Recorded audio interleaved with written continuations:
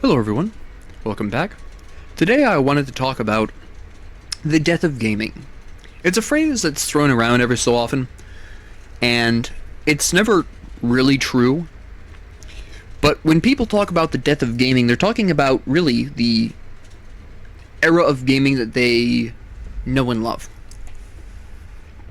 Right now people are talking about the death of gaming more specifically in regards to AAA studios not doing that well in recent times. Standout examples are Ubisoft and Bethesda, who are, at this point, almost hinging on the success of their next big releases. For Bethesda, this would be Elder Scrolls 6, which they recently announced, and for Ubisoft, this is Assassin's Creed Shadows.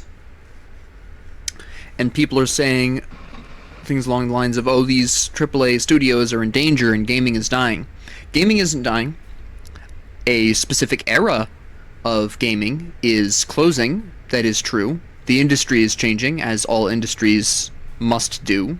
As society, culture, and technology change, all industries change as well, and with gaming. Because gaming is both shaped by and shapes culture, cultural changes are going to impact gaming more than a lot of other industries. So gaming is going to be more prone to change in general, and that's totally fine. But what's going on here is that AAA studios, as one example of people saying gaming is dying, is that AAA studios are taking fewer risks in terms of gameplay or games in general. And that is true, because a lot of AAA studios tend to bust out these really expensively produced games, and as a result they are less willing to take risks. A lot of people talk about how games are all looking the same these days, and while that's true to an extent, these are people who simply aren't putting in a bit of work to find the creativity. There's still fresh new games with new ideas being released. They're just not front page news because they're made by smaller studios. They're made by indie developers. Five Nights at Freddy's became frontline news after it succeeded, but people had to go and find it originally. And that was a new approach to horror that we really hadn't seen before. It combined some ideas from the past. It created the genre mascot horror, but it was by no means the first time mascots had been scary. Consider Robbie the Rabbit from Silent Hill. But it was a new idea. But people had to find it first. And there are entire YouTube channels dedicated to looking at inventive new games that they've found in the a little off the trail on Steam or itch.io and stuff like that. There still is a lot of creativity in gaming. It's just not coming from the AAA developers anymore, which is their own fault. You see, AAA studios got really heavily invested in graphics during the console wars, back when Xbox was released, and both PlayStation and Xbox were trying to one-up the other in terms of graphical fidelity. Nowadays, graphical fidelity is pretty ubiquitous. Pretty much anything can run most anything. The Switch is a mild example, but it's trading graphical fidelity for portability, which has its own benefits, so that's not really in that league. It doesn't care, frankly. Or it doesn't care as much, let me put that a bit more accurately. But while this whole thing was going down and graphics were really emphasized, a lot of AAA studios came to believe that graphics were the most important thing, and that ignored what the player base was saying. Let me give some examples. After Halo was released, there were a slew of Halo clones being released. Just absolute tons of them. Halo killers were the typical phrases used in marketing. And these all generally looked graphically pretty good. They looked at least as good as Halo did most of the time, but they didn't play as well. So people didn't play them. You know, a couple of people would play them, word would get out through the grapevine, you know, this is a subpar Halo, and no one bothered. There are a lot of games like this, all over the place. You can still find them. They're on Steam. They're all over the place. They're not difficult to find. Halo killers still exist. But the studios weren't listening. And to this day, they still aren't listening. Another great example is Bethesda, actually. This is part of the reason why Bethesda is in decline, to put it the most accurately. Bethesda has this really bad habit of creating large, beautiful spaces with absolutely nothing in them. Alright. You've got... This really technically started with Oblivion, although Oblivion's map, while one of the larger ones of its time, is small enough where the stuff that they put in it actually fills it. But this is noticeable in Skyrim, which is when people began talking about this. Skyrim is... For its time, Skyrim was huge. It was the biggest game released at that time. And there just wasn't enough to do in that space. A lot of people called it wide as an ocean, deep as a puddle. And that's mildly exaggerative, but it captures the general feeling of Skyrim, and it just has gotten worse with Bethesda. This is the primary issue with Starfield. You go to all these places, there's lots of big maps, and there's nothing going on in them besides random encounters. There really isn't. Most of the plot of Starfield happens in, like, the first hour and the last hour, and then everything in between is just random tidbits, basically. Functionally, that's what Starfield is. It's just the Skyrim problem multiplied. They look great. Graphically, for each of these games, graphically, look great for the time they were released. The problem is that there's not enough to do in these spaces.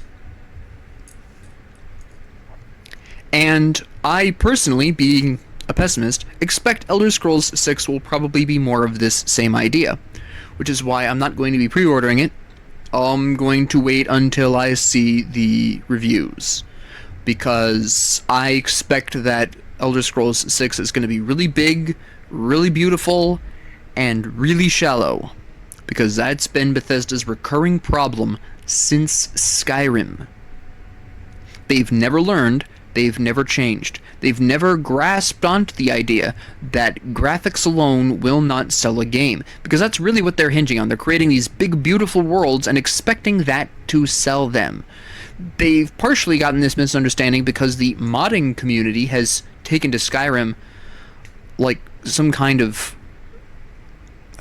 I'm not even sure what analogy to use here, like a parasite almost, except Skyrim's the parasite. The modding community has elevated Skyrim well beyond its lifespan, which is fine. I play Skyrim because the mods are cool. Okay? The modding community has single-handedly carried Skyrim well past what Bethesda was ever going to do. That's why we have 20 releases of Skyrim out there. Bethesda thinks it's because they've created a great game, but it's actually because they created a great framework for other people to create a great game with, individually. You can see elements of this as well for Fallout 4, which does, to its credit, have more stuff going on in its map. This is partially because the map isn't quite as big. But you can see elements of this issue even in Fallout 4. It's just Bethesda's recurring issue as a company. And whether or not Elder Scrolls 6 lives or dies is not dependent on Bethesda, it's dependent on whether or not it captures the imagination of the modding community. I'm not kidding. If Elder Scrolls 6 succeeds, it's because the modding community likes it enough to mod for it. I slowed that down because that's not guaranteed. The modding community has largely dropped Starfield because there's too much space to fill, and they just don't have the time or the inclination. They've got Skyrim, and they just don't have the time to do all that for Starfield because there's too much space in Starfield. They can do it for Fallout 4, they can do it for Skyrim because while there are large spaces to fill, they're not unmanageably large. But that's the case for Starfield. It is too much space. It is too much going on. There are some people still modding for Starfield, but it is not the, coordinated effort that it is for Skyrim or Fallout 4. And whether or not Elder Scrolls 6 lives or dies is going to depend on this modding community to succeed, because I sincerely doubt Bethesda has the wherewithal to learn the lesson and actually make a large game that's filled with stuff, a deep enough game to fill that space. And if the modding community rejects Elder Scrolls 6, I fully expect that Bethesda will decline past the point of redemption, to be really honest. And that's the issue with a lot of AAA games, AAA studios, let me rephrase. In general, they're really focusing in on graphics and expending either gameplay or script writing as a result of that. It doesn't matter how beautiful your world is if your story is trash or your gameplay is bad. Because there's so many indie developers who have the passion and are willing to forego graphics, because out of the three, between story and script writing, gameplay, and graphics is the most expensive to generate. Hands down, full stop. So a lot of indie developers will sacrifice graphics, which takes a lot of time and effort that they don't have, and focus in on gameplay and story, which is why so many indie games are praised for their gameplay and story, and some of them even deliberately go with older graphical styles to hit the nostalgia feels, which is oftentimes very effective on myself and people of my generation. And that's fine. I mean, consider, for example, Minecraft. Minecraft is an interesting phenomenon in gaming because it's not got what you would necessarily consider a lot of the hallmarks of good gaming. It's got what AAA studios would describe as bad graphics. It has no stated goal. It's got no plot line, technically speaking. But it's wildly successful. Minecraft is the kind of game that you can play for 2 weeks, get tired of it, step away to play other games, and come back to it later on when you just have the urge again. Minecraft's great for that. That's what I do with Minecraft. That's what a lot of people do with Minecraft. Some people play Minecraft all the time because they just really love it that much, and that's fine. But a lot of other people, like me, also just like to play it in bursts. And that's also fine. And at the end of the day, Minecraft is a wildly successful game because it offers you really unique gameplay. It is totally open-ended. You can do whatever you want. You can set your own goals, and you have this infinite world to explore. You can create your own anything, including plot, if you really feel that imaginative. But Minecraft can get away with an infinite world because there is no plot framework. Okay? It is just you in an infinite world with infinite possibilities, and that's appealing to a lot of people. Skyrim and, in fact, a lot of the Elder Scrolls, there is a plot framework there. You're supposed to have some kind of end goal. This is a land with a history, with factions and ambitions. And the fact that there's a lot of dead space where these ambitions somehow aren't concerned is strange. It feels off. It doesn't feel realistic. You can, to put it in comparison,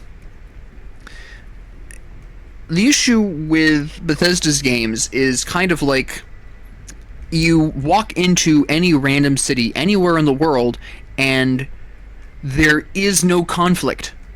It feels unnatural. There's a sort of inherent wrongness there that you sort of feel in the back of your mind, like there should be something going on here. that's that's what Bethesda's problem is. They have all these places, and there's nothing going on in them, and it feels wrong. But for Minecraft, there's all this space, but there's no one there to have anything happen. There's just monsters. You are the driver of everything there. So wherever you go, things have to happen because you're the only thing happening there. And that's why it works for Minecraft. But AAA studios aren't understanding this. And again, that's fine, right? This is actually part of the reason why Elden Ring is so popular. There's large spaces in Elden Ring. And while there might not be something happening there specifically, something did once happen there. There are stories there in that space. They might not be happening while you're there, but they did happen there. I mean, that's basically all of Caelid. Well, the majority of Caelid. A great battle happened there, and Caelid is the natural result of that. You're kind of picking through the corpse of what was once Caelid and trying to get to Radahn, right? Things happen or happened there that Skyrim doesn't have, that Fallout 4 kind of has, that Starfield really desperately needed in much larger quantities. But because Bethesda is so focused in on these large spaces that look nice, they stopped writing things to happen in these spaces. They gave up the things happening for more space, because that's what they think sells. And that's not what sells. People don't buy Skyrim because Skyrim itself is a great game. People buy Skyrim because the modding community loves modding the game and creates things to put in that space. And this is the problem with AAA studios, and this is why gaming is perceived to be more expensive to make. Games are more expensive to make is because, oh, they're so expensive. It's graphics. It's graphics. And an interesting example is Silent Hill 2, the remake. Graphically beautiful. But what Silent Hill 2 has that a lot of competitors don't have is writing. Because Silent Hill 2 was created in an age where the graphical integrity wasn't there, right? The graphical fidelity, excuse me, I used the wrong term there. The graphical fidelity wasn't there yet. So they had to make up for it with writing. And boy, did they write. And so Silent Hill 2, being a remake, basically had a strong writing framework to jump off of. And from what I hear review-wise, the company, I can't remember the company's name, but I'll be writing it down because I think they did a great job with it so far.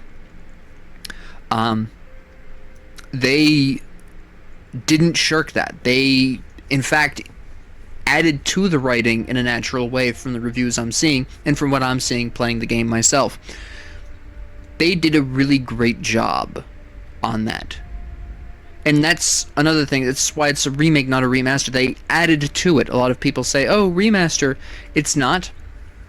A remaster is just a graphical increase. For example, Horizon Zero Dawn is getting a remaster. There's no changes from the original other than graphically. And Horizon Zero Dawn is not a game that needed a remaster. It's too new.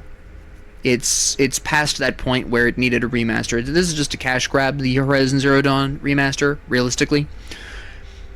But again, that's going back to AAA Studios' emphasis on graphics. They're not releasing a remaster of Horizon Zero Dawn because Horizon Zero Dawn needed a graphical update. They think it did, but it's really just a cash grab. Horizon Zero Dawn, by the way, is a good game. I'm not slamming the game at all. It had good writing, good gameplay. It's a good game. I wouldn't call it a great game. It can get a little repetitive. But it's a good game. And it didn't need a remaster. it was graphically there and fine already. But it is nice to see remakes take games with plot and just bring the graphics up to better fulfill the original vision of the games. This is why I really appreciate a lot of people when they talk about the Silent Hill 2 remake. I know there's a lot of debate over the outfits of the characters and how they've been changed from the original, but the outfits are actually truer to the original vision of the original game. So I like that more, right? Just look at concept art, people. Games have an original vision, just like books have an original vision, just like movies and TV shows have an original vision. There is an original vision for gaming, and remakes allow that original vision to be better fulfilled. But again, we come back to the point where these games didn't have the ability to be as graphically good as they can be today, so they compensated by writing better characters, writing better plot. This is why the remake of Final Fantasy VII works so well. Those were really well-written characters way back at the PlayStation 1 and 2 eras, right? They didn't have the graphical fidelity, so they made a massive game, and they really focused in on story and characters. There's a reason a lot of Final Fantasy characters are so well known, especially the ones from 7 and 8. Really excellent writing. Because they didn't have the graphics that they could push to say, oh, this is better than other games because it looks graphically better. No, they had to sell it on the writing, on the characters. So remaking older games, for me, is the best combination of both worlds, where you update the graphics but you already have excellent written characters. The problem with AAA studios is they're creating these games focusing in on the graphics and ignoring the writing. Remakes already have the writing there, so they don't have to worry about that as much, which also makes it less risky, which is why remakes are so popular with both AAA studios and with audiences. But for the AAA studios that are in decline, largely don't really have that. Like, it's just they're sacrificing writing and gameplay for graphics, and that's just not how that works.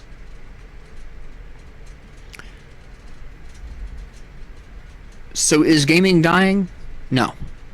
Is gaming becoming less original? Also no. What has changed is that you need to put in a little bit more work to find some creative ideas, sure, but gaming isn't dying. Gaming is shifting, and you, as a member of the gaming community, will have to shift with it, or you won't find what you're looking for. I've been changing with gaming my whole life. I've been gaming for longer than I've been doing most anything else. I was practically born with a controller in my hand. That's not really that much of a joke. So I've grown up with this idea. I've gone from the SNES all the way up to the Switch. I've gone from PlayStation 2 all the way up. I discovered PC gaming, and I've been adapting and changing. Originally we just had Steam. Now we've got the Epic Games Store, which I tried. Not a fan. itch.io. Great indie games on there.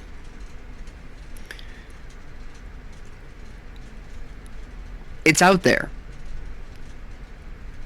You just have to explore, and you have to be willing to put in the effort to adapt, which is a useful skill in real life anyways. People should know how to adapt to changing anything, because in real life, everything is changing all the time. Even if you don't like the changes, you can't reject the changes without stagnating yourself, and that's going to hurt you in the long run. You must adapt. The gaming industry is changing, but it's not dying. It's simply metamorphosizing. And that's fine. That's normal. That's expected. But the people who complain about gaming dying are the people who just don't want to change with the industry. And that's their prerogative. They have the ability to just go back and play older games. There's a variety of different ways you can do this that I'm not going to get into here. But gaming isn't dying. They're just not changing with it. And AAA studios are not changing with it either. That's why so many of them are in trouble right now. And that's fine. I don't have an issue with that. I'll always have my memories. I'll always be able to go back and play the old games if I feel like to. That's fine. But that's what I wanted to talk about today. So if you like this, thank you. I hope you enjoyed it, and have a great 24 hours.